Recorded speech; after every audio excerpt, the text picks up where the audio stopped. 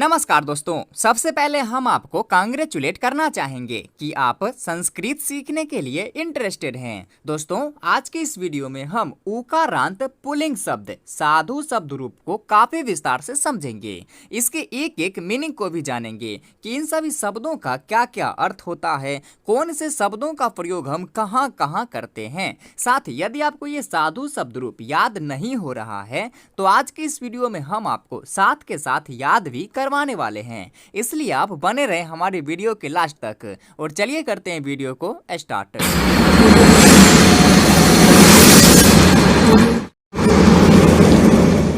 सबसे पहले दोस्तों यहाँ कहता है उकारांत पुल्लिंग साधु शब्द। ये उकारांत कहने का क्या मतलब है तो इसे समझिए। यह उकारांत कहने का मतलब है कि ये साधु शब्द के लास्ट में उ है। अब कुछ लोग कहेगा यहाँ उ तो नहीं धू है, तो उन्हें हम समझाना चाहेंगे कि ये धू अक्षर का निर्माण हलंत ध के साथ उ के मिलने से हुआ है। हलंत ध प्लस उ से धू बनता है। अब बताओ लास्ट में क्या है तो उ है। इसी उ के कारण इसे उकारांत कहा गया है। आगे है पुल्लिंग, यानी कि ये साधु शब्द जो है पुल्लिंग रूप है। चलिए अब हम इसके एक एक मीनिंग को समझते हैं।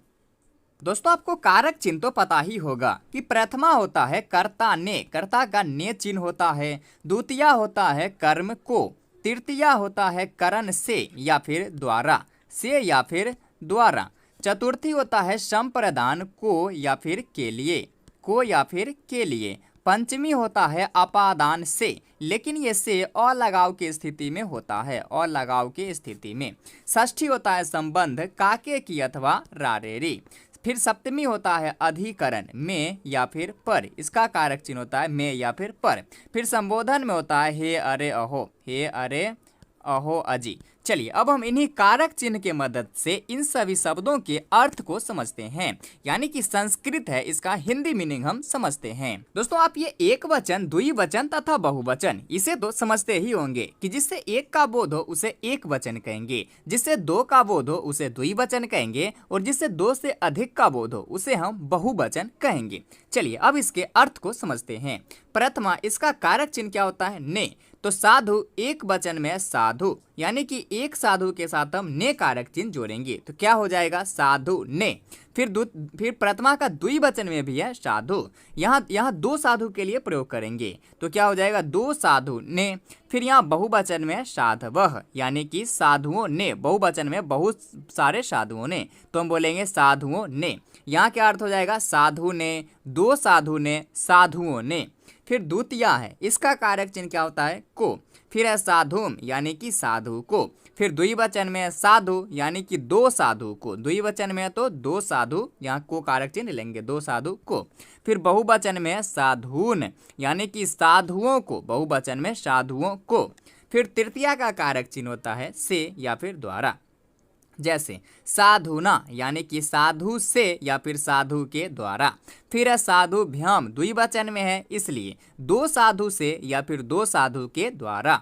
फिर है साधुभेः, यानी कि साधुओं से या फिर साधुओं के द्वारा, बहुवचन में लेंगे साधुओं से या फिर साधुओं के द्वारा। फिर चतुर्थी का कारक चिन्ह होता है को या फिर के लिए, जैसे साधवे, साधु को या फिर साधु के लिए। फिर साधुभ्याम, साधु को या फिर यहाँ दो साधु लेंगे, द्विवचन है इसलिए दो साधु, दो साधु को या फिर दो साधु के लिए। फिर है साधुभ्यः, यहाँ बहुवचन लेंगे साधुओं को या फिर साधुओं के लिए। फिर पंचमी है, इसका कारक चिन्ह क्या होता है से, लेकिन अलगाव की स्थिति में। फिर है साधोः, यानी कि साधु से। साधुभ्याम, दो साधु से। साधुभ्यः, साधुओं से, बहुत सारे साधुओं से। फिर षष्ठी, इसका कारक चिन्ह क्या होता है काके की अथवा रारेरी, जैसे साधो, साधु का। साधवो, द्विवचन में इसलिए दो साधु का। साधु नाम, बहुवचन में इसलिए बहुत सारे साधुओं का। फिर सप्तमी, इसका कारक चिन्ह क्या होता है में या फिर पर, जैसे साधव, साधु में या फिर साधु पर। साधवोः, साधु, दो साधु में या फिर दो साधु पर। फिर साधुषु, साधुओं में या फिर साधुओं पर। फिर संबोधन में है, इसका कारक चिन्ह क्या होता है हे अरे अहो, जैसे हे साधो, हे साधु हे साधवः। एक वचन में क्या बोलेंगे, हे साधो। द्विवचन में हे साधु। यदि दो साधु के लिए हम संबोधन करेंगे तो क्या बोलेंगे, हे साधु। अगर हम बहुत सारे साधुओं के लिए संबोधन करेंगे तो हे साधवः। अगर एक साधु के लिए तो हे साधु, दो साधु के लिए तो हे साधु, और बहुत सारे साधुओं के लिए तो हे साधवः। आइए अब एक बार बिना कारक चिन्ह का समझते हैं। साधु साधु ने, साधु दो साधु ने, साधवः साधुओं ने, साधुम साधु को, साधु दो साधु को, साधुन साधुओं को। फिर साधुना साधु से या फिर साधु के द्वारा, साधुभ्याम दो साधु से या फिर दो साधु के द्वारा, साधुभ्यः साधुओं से या फिर साधुओं के द्वारा, साधवे साधुओं को, साधु को या फिर साधु के लिए, साधुभ्याम दो साधु को या फिर दो साधु के लिए, साधुभ्यः साधुओं को या फिर साधुओं के लिए। फिर पंचमी है साधो साधु से, साधुभ्याम दो साधु से, साधुभ्यः साधुओं से। फिर षष्ठी है साधो साधु का, साधवो दो साधु का, साधु नाम साधुओं का।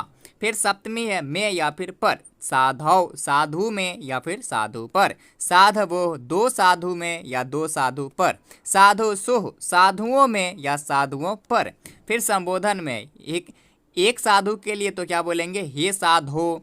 यदि दो साधु के लिए बोलेंगे तो हे साधु। यदि बहुत सारे साधुओं को संबोधित करेंगे तो हे साधवः। आइए अब इसे याद कैसे करना है इसे समझते हैं।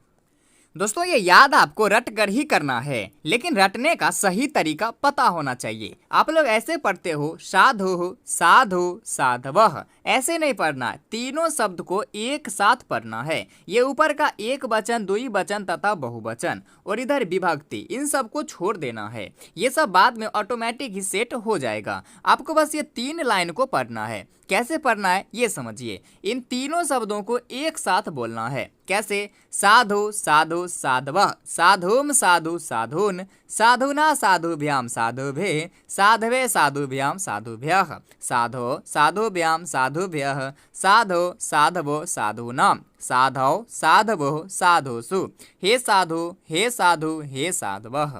फिर से देखिए, तीनों शब्द को हम एक साथ पढ़ेंगे, अलग अलग नहीं। जैसे साधु साधु साधवः, साधुम साधु साधून, साधुना साधुभ्याम साधुभि, साधवे साधुभ्याम साधुभ्य, साधो साधुभ्याम साधुभ्य, साधो साधवो साधूनां, साधौ साधवो साधुषु, हे साधु हे साधु हे साधवः।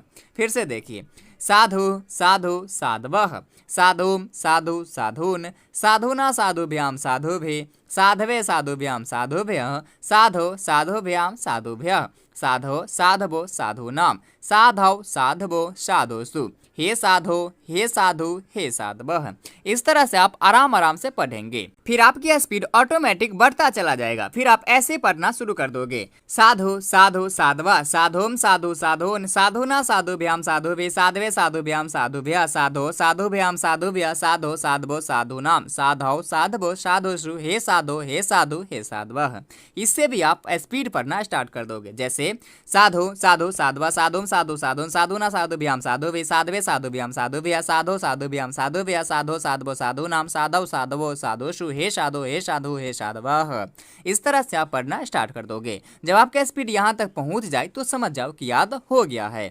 लेकिन पहले आपको आराम आराम से साफ साफ तीनों शब्दों को एक साथ पढ़ना है। कैसे, फिर से देखिए, साधु साधु साधवा, साधुम साधु साधून, साधुना साधुभ्याम साधुभि, साधुवे साधुभ्याम साधुभ्यः, साधो साधुभ्याम साधुभ्यः, साधौ साधवो साधुषु, हे साधो हे साधु हे साधवः। तो दोस्तों आशा करता हूँ कि ये वीडियो आपके लिए काफ़ी यूजफुल रहा होगा। यदि आप ऐसे ही और वीडियो देखना चाहते हैं तो प्लीज़ आप हमारे चैनल को सब्सक्राइब जरूर करें। धन्यवाद।